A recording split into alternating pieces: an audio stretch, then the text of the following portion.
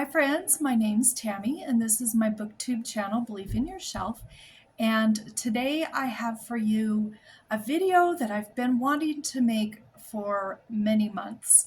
I just haven't had a chance to make it. It's going to be kind of a long video. I hope you don't mind. I want to talk about a lot of books, and if this is a video you end up enjoying, let me know if you would like a part 2, because I pulled a lot of books here for this video, but I have so many more. So today's topic for a video is cottagecore books for kids. And we talk a lot about cottagecore books, for adults, but there's as many or more for kids as adults, I think. To me, what cottagecore means is a tie to nature, a tie to simple living, family, relying on your family, found family sometimes, living a simple life, sometimes involvement with a community, and if the characters are in the book are in a community, it's usually a small, kind of cozy, tight-knit community. And also, cottagecore means to me just a feeling when I'm reading a book that I feel like I can slow down and take my time and breathe and enjoy the pages and just enjoy the gentle nature of the book. So that's what cottagecore means to me. I'm sure it means something different to everybody, but I have so many books here picked out for cottagecore book ideas for kids.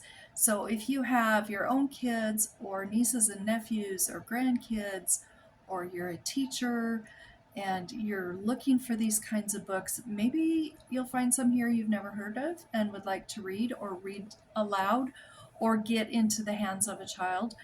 Or if you've read these, maybe you'll want to reread some of these. As I was pulling these off the shelves, I want to reread every one of them. So I guess to me, they're all great books. So I have my little notebook here, which happens to be very cottagecore.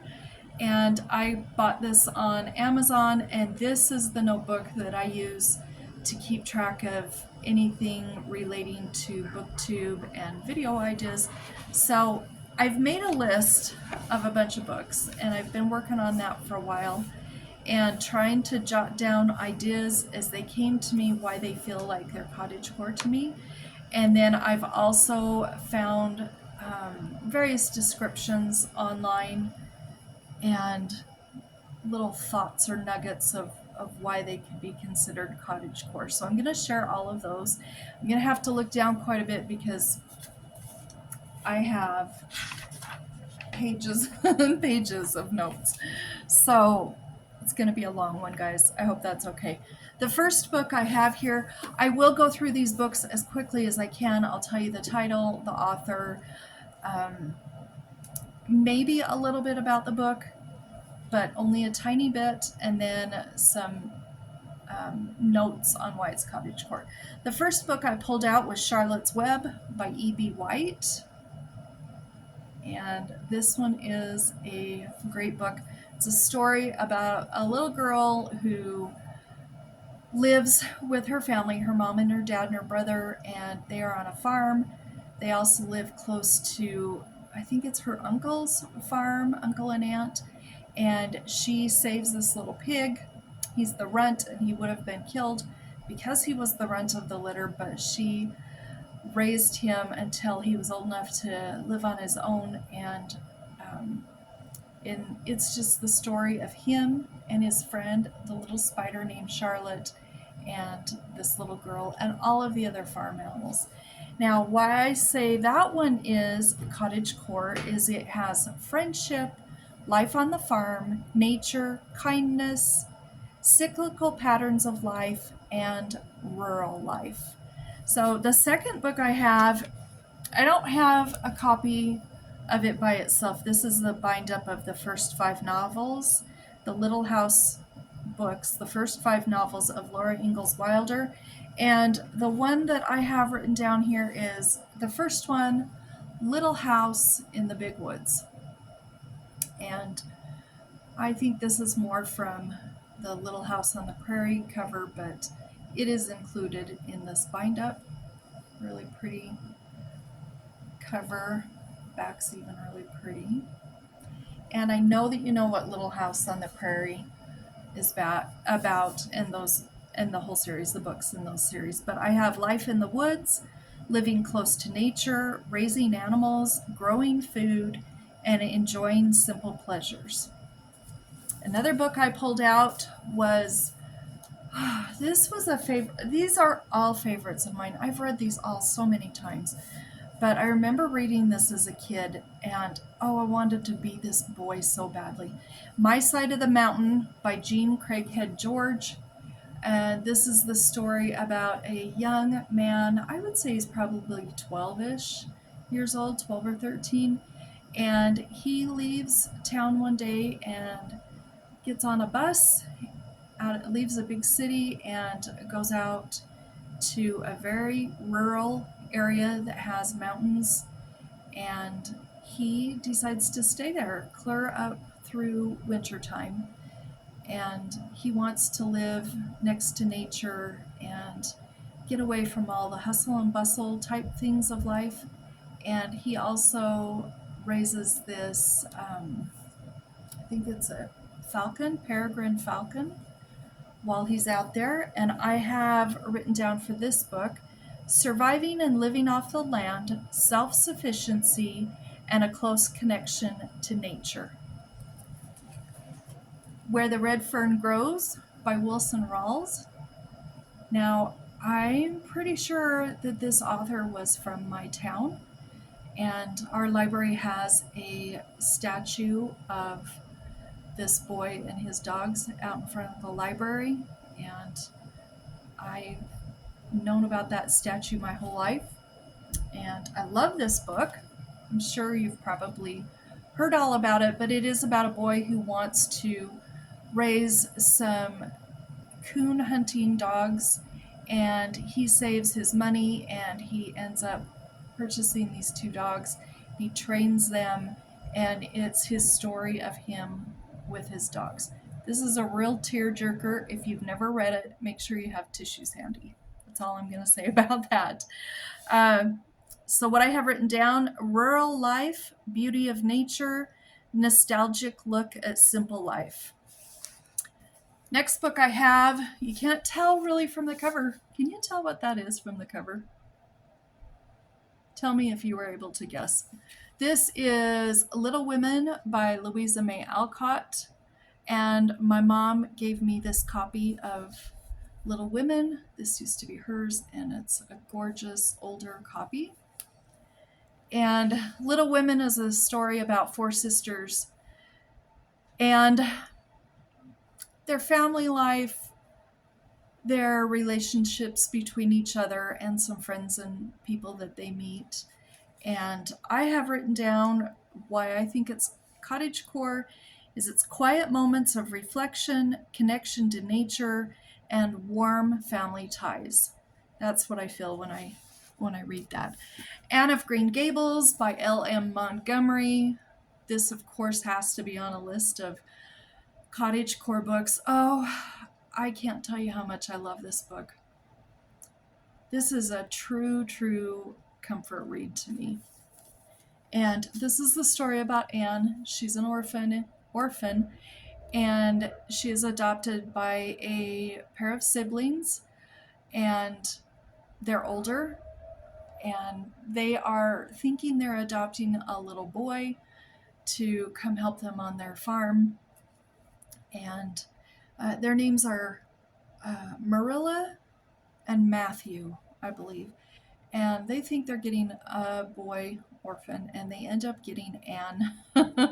And she is one in a million. And she wins over the hearts of everybody in their community. And this covers her life from about the age of maybe 11 or 12 to about 16 or 17. And it's the first in a great big series. I have written down that it focuses on imagination. There's so much about nature and also rural life. The Secret Garden by Frances Hodgson Burnett. This is also a favorite book of my mom's, and we both really love this. This is the story about a young girl who becomes orphaned and goes to live with some distant family. She arrives and starts at the book as quite a selfish little girl. She meets a boy who um, has some health problems, and they discover a secret cottage or secret garden behind the home that they're in, and it's just a really great book. The back says, and the secret garden bloomed and bloomed every morning, revealed new miracles. So why I have that written down as being cottagecore. Let me find my place here. Gardening, healing, nature, all of those things are a big part of the book. I also have Rebecca of Sunnybrook Farm. I found this copy while thrifting, I don't know, about a year ago. I was so excited. And she comes to stay with her two aunts. And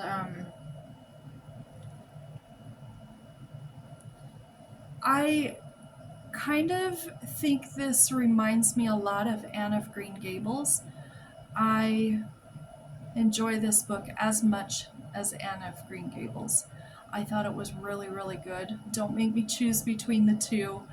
I don't know if I could, but if you liked Anne of Green Gables, you really should pick up Rebecca of Sunnybrook Farm. Rural life, love, nature, and a strong sense of belonging. Then I have Swallows and Amazons. I've talked about this so many times. Arthur Ransom is the author of this.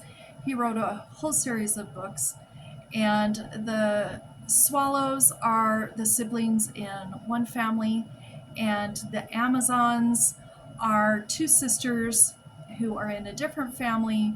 It is summer break, and the swallows are staying on a little tiny island right near the summer house that they're staying at, and they know how to sail, and their mom allows them to stay on this island and kind of set up home there. They check in every day and go get eggs and some food and stuff. And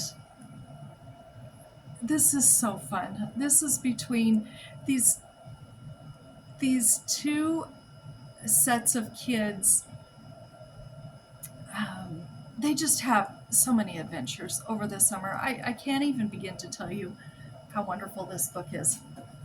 And I have written down for it, Sailing in the English Countryside, Nature, Exploration, Outdoor Activities, and a Rustic Charm.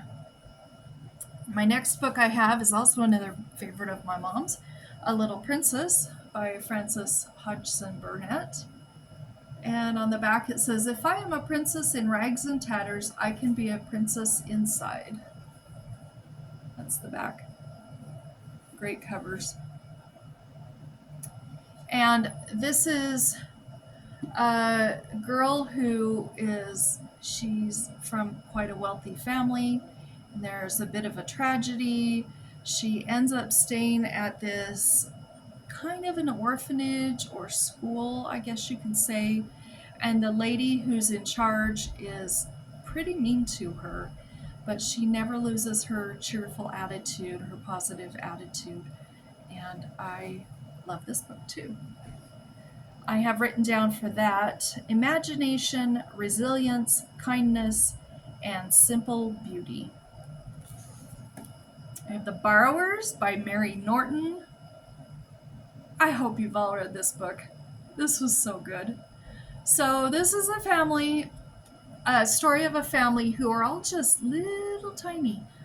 And they live in this big house, and they borrow things from the grown-up people. The grown-up people in the house don't know they're there. you can see a lot of the little items that they have borrowed for their own use in their own home, and they are discovered. And that's all I want to say about that book. But it's great. And I have written down Hidden and Cozy, Beauty in Small Things. The Wolves of Willoughby Chase is a favorite cottagecore book by Joan Aiken. And this is the story about two girls, I believe they're cousins, if I remember right. I've read this so many times, but I've read a lot of books, so I sometimes get things mixed up a little. But it's a story about these two little girls that are relatives, the mom and dad of the one girl. They have to leave on a trip, and the parents of the other girl have passed away. She does have a great aunt, but her great aunt is getting very, very, very old and can't take care of her, so she goes to stay with her cousin. And they're left. Miss Slycarp is in charge of them, and she's really mean. And she starts up a school and takes in a bunch of girls. They get to know a little boy that lives on their property, Peter. These two escape, and they are trying to make their way back to the one girl's aunt, great aunt. And this is a beautiful story about friendship and helping each other. What did I write? I've written some of these things down months ago, so I haven't even looked at them. I wrote down rural setting, deep connection to nature, and adventurous. So that's about half of the books that I have here. Let's go through the other ones. I gotta slide this pile over a little bit or all of those are gonna tip. I have the Hartwood Hotel series by Kallie George. The first one, oh, look at this cover. A True Home. This is about a little mouse who is homeless, and she stumbles upon this hotel that's in a tree, and it's just wonderful. Each one of these takes place in a different season. The first one is autumn. The second book, which is called The Greatest Gift, takes place in wintertime. This one takes place in the spring, Better Together. And the last one is called Home Again, and it takes place in the summer. And these books here actually have the most sweet and beautiful and heartwarming illustrations I've ever seen in any kids' book. Let me pull up some pictures. They are so sweet. These books are wholesome, and let me hold that one up. I hope you can see that. Is it focusing?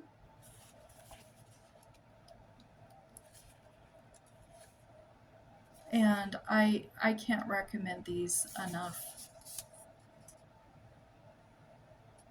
And you know what? You don't have to be a kid to love these books. They're great. So I kind of told you what the first book is a little bit about. What I have written down for that is there's lots of handmade items in the hotel. For example, they have leaf quilts and pine cone chandeliers. It's about belonging and being part of a whole. There's a seasonal focus because there's a book on each different season, and you have the different seasonal rhythms and cycles and foods that are talked about. Found family vibes, most definitely. The entire setting is the actual forest. And this is also, I wrote down, living simply and peacefully within nature, and those are great books. I have A Place to Hang the Moon by Kate Albus. This was a favorite book several years ago when I read it. And this is the story about some siblings who have become orphans and have been evacuated out to the country during wartime and trying to find a family and relying on each other and very strong sibling relationships. Such a good book. I have written down for that one nostalgic, old-fashioned setting, found family again. A lot of these have found family. It takes place in the countryside.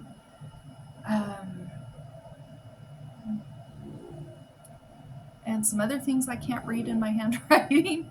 And I have coziness. So I wish I could read the rest, but I can't. It's a mess. Okay, next book I have here is Heidi by Johanna. I think it's Spyri? I'm not sure. I'm sure you've heard about Heidi.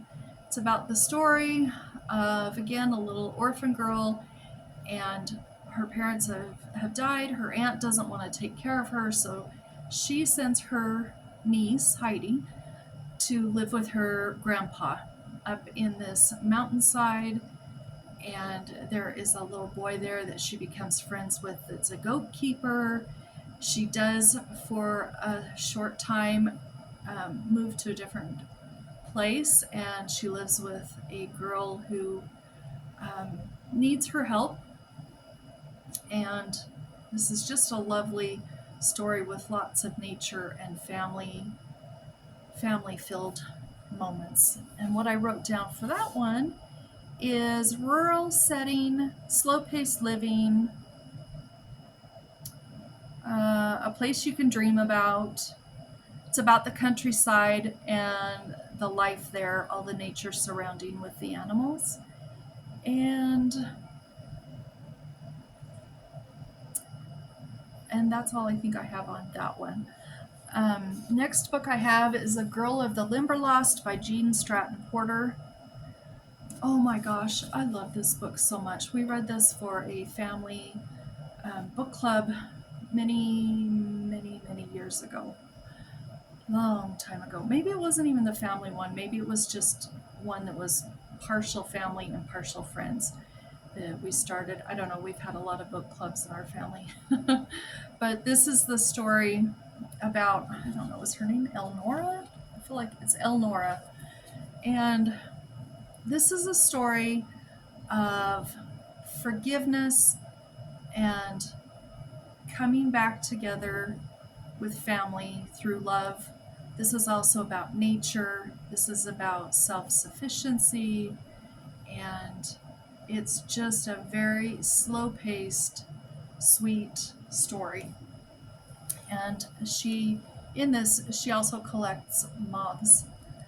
And I have written down for this one, slow intentional activities, earth-based living, quiet setting, staying true to yourself, which is a big part of the book, personal growth, patience, learning, quiet strength, and a deep respect for nature. That's what I have on there. I should have looked at my notes. Some of these have been a long time since I've written them down. The next book I have, I've talked about this one, by Margery Williams, The Velveteen Rabbit. You can't get more cottagecore than this.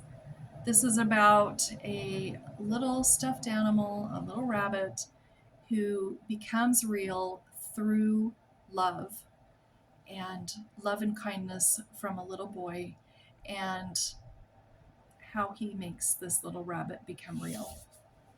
It's a tearjerker. Get a box of tissues again for that one.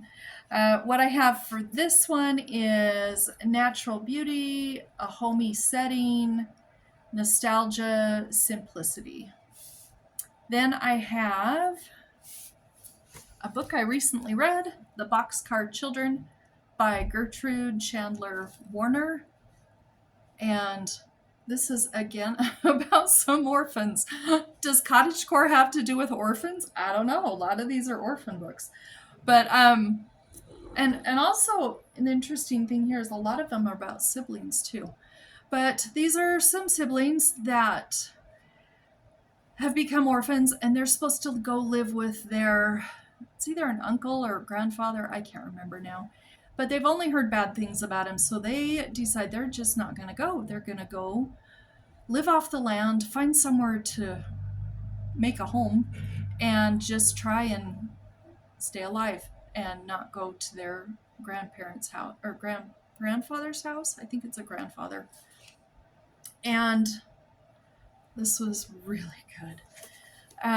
I have written down for that: wholesome, simple living, relying on and caring for family, creativity, self-reliance. Self-reliance because they have to make their own home in this boxcar that they find. Living close to nature, they do a lot of fishing and gather berries, and finding joy in just the simple little mundane tasks of life. Mindful moments, togetherness, and a big one I think also is just caring for family. They are always trying to do whatever they can to help take care of each other. Then I have Miss Hickory by Carolyn Sherwin Bailey. And this is Cottagecore for sure because it takes place all in nature. Miss Hickory herself is a little twig with a hickory head, and she lives in a little corn cob house, and all of her friends are animals, and everything they use and do is, and like the items they use and stuff are all homemade things they've made out of nature. And she is learning how to survive through the winter on her own, but with the help of some friends, some animals, and then what happens with her when spring finally comes around. And I have written for that book a forest setting. There's trees, animals, lots of different weather. We have the winter season, well, fall turning into winter, turning into spring, gardening. She does live near a little farmhouse in the northeast part of the United States. And it's about living simply. And this has really huge Beatrix Potter vibes, in my opinion. Okay, I've got 4 more books here. How far? Oh, goodness, we're already at a half hour. I just finished this book a couple of days ago, and it's called Best Family Ever by Karen Kingsbury.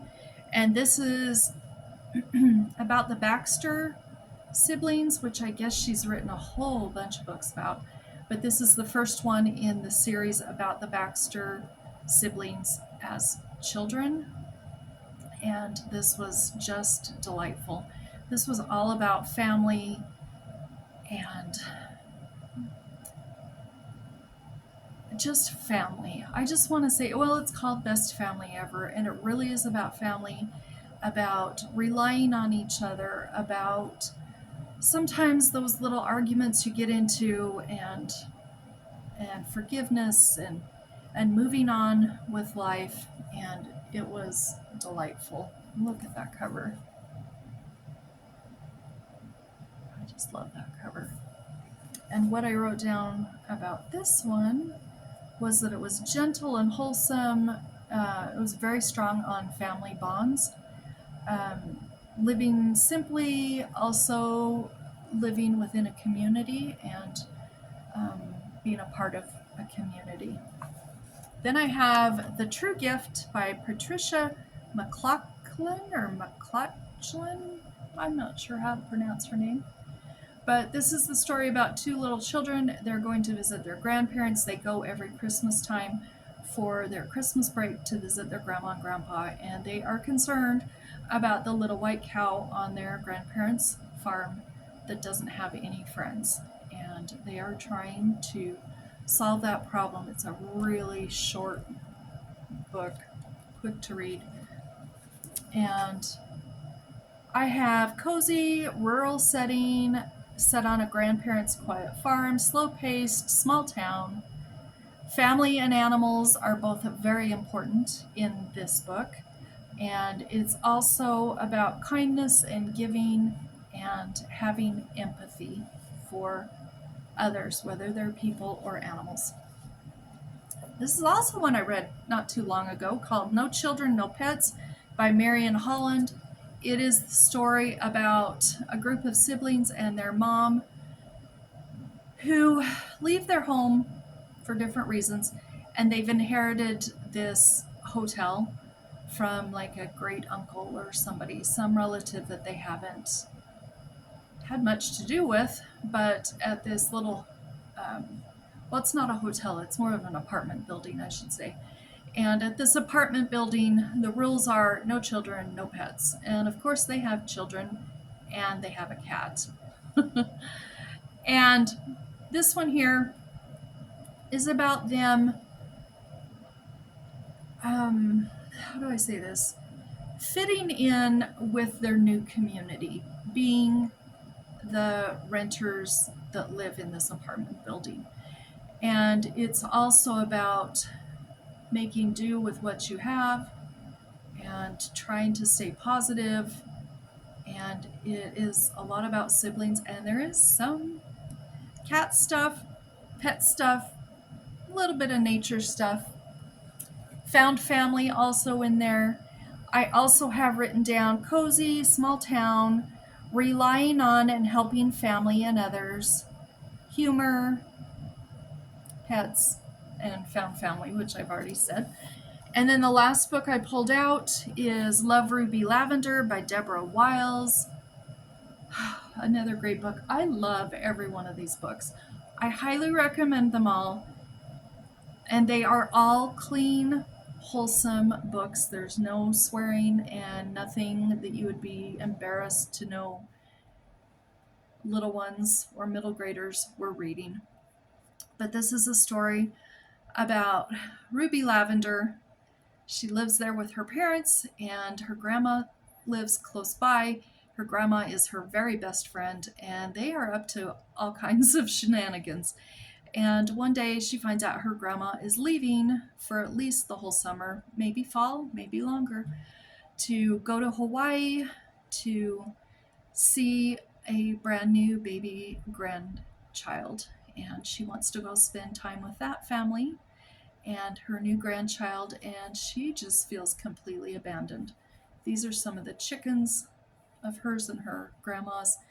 And this is the story of getting through summer days, some long summer days, missing a family member. This is has that cozy vibes of handwritten letters and being able to go to the mailbox and pull out a letter and also to send a letter.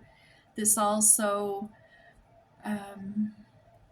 it's just kind of her life of what she's going through while her grandmother's away. She misses her terribly, but she does find a way to carry on. And I wrote down for this one, small town charm, storytelling through these handwritten letters. There's a lot of stories back and forth, especially from Ruby to her grandmother of what's going on. It's slow-moving life, about community, nature, and really focusing on the seasons as the seasons are happening in the book.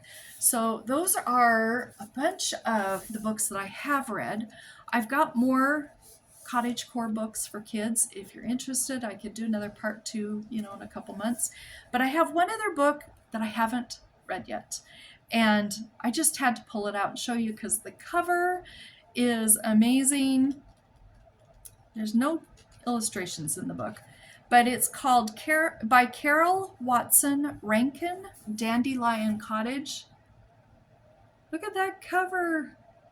Oh, I can't wait to read this one. This one, I'm just going to read the back to you because it sounds so good. It says, first published in 1904, Dandelion Cottage is Carol Watson Rankin's best-known novel. She first wrote the story for her own children.